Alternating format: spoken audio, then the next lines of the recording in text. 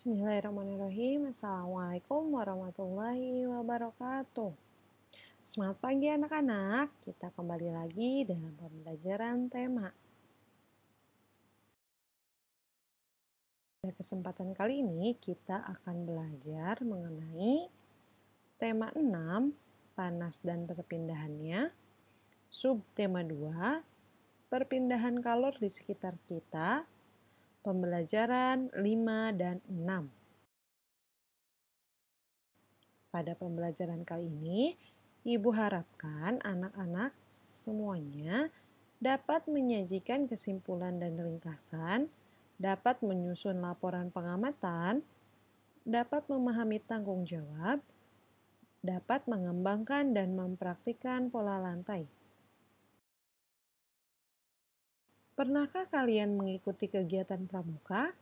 Seperti pada gambar tersebut, terdapat anak-anak pramuka yang berada di dekat api unggun.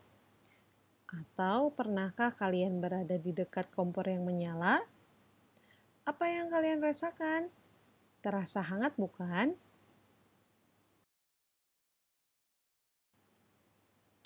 Mengapa kita bisa merasa hangat saat berada di dekat api unggun ataupun kompor yang menyala?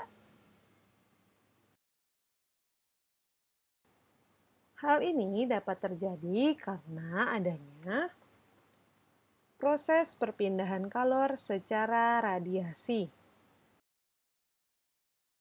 Silakan dibuka halaman 118, ayo membaca. Perpindahan kalor secara radiasi. Di sini kita akan belajar cara mencari hal-hal penting yang terdapat pada suatu bacaan. Di paragraf pertama ini, hal pentingnya adalah kalor dari panas matahari tidak dapat berpindah secara konduksi. Tidak dapat menghantarkan secara konveksi. Jadi, kalor dari matahari merambat ke bumi tanpa melalui zat perantara. Ini adalah hal penting yang ada di paragraf pertama.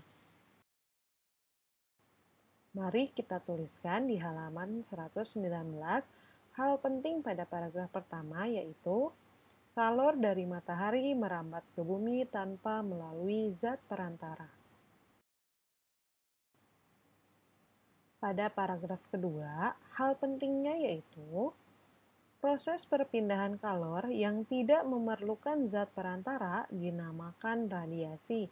Seperti contohnya tadi, ketika kita berada di dekat api unggun, maka akan terasa hangat. Mari kita tuliskan kembali di halaman 119 hal penting yang ada di paragraf kedua, yaitu proses perpindahan kalor yang tidak memerlukan zat perantara dinamakan radiasi.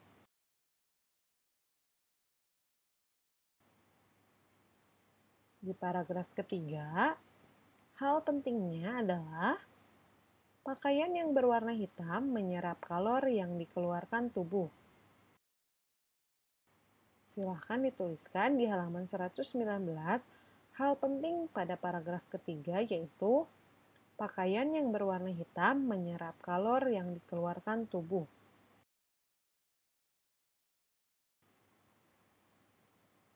Untuk lebih memahami materi mengenai radiasi, mari kita melakukan percobaan yang ada di halaman 121. Dengan alat bahan yang digunakan yaitu lilin, korek api, dan penggaris. Yang pertama, nyalakan lilin dengan menggunakan korek api yang telah disiapkan. Pada saat melakukan percobaan ini, diharapkan kalian didampingi oleh orang tua ataupun orang dewasa ya. Yang kedua, dekatkan tanganmu ke nyala api pada jarak 2 cm menggunakan penggaris untuk mengukur jaraknya ya. Yang ketiga, pindahkan tanganmu pada jarak 4 cm dari nyala api.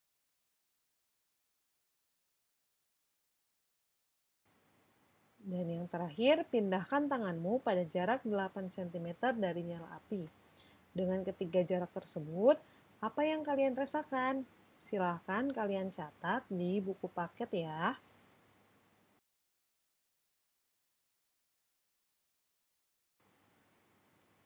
Selanjutnya, tahukah kamu bahwa api bisa digunakan untuk properti tari? Tari apakah itu? Kecak. Tari kecak ini berasal dari Bali. Tari kecak juga biasa disebut tarian api karena menggunakan api sebagai properti.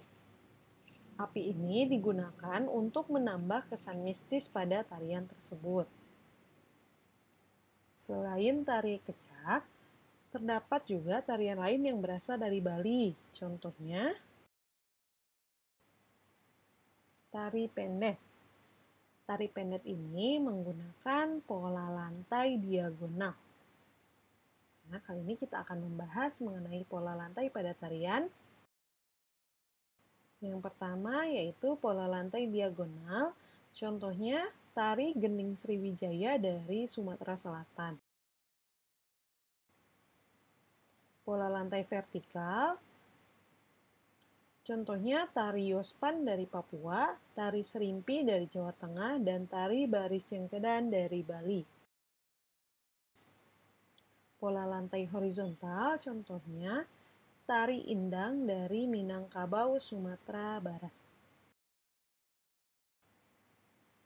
Dan pola lantai melingkar, contohnya tari Mak Badong dari Toraja, Sulawesi Selatan, dan tari Randai dari Sumatera Barat.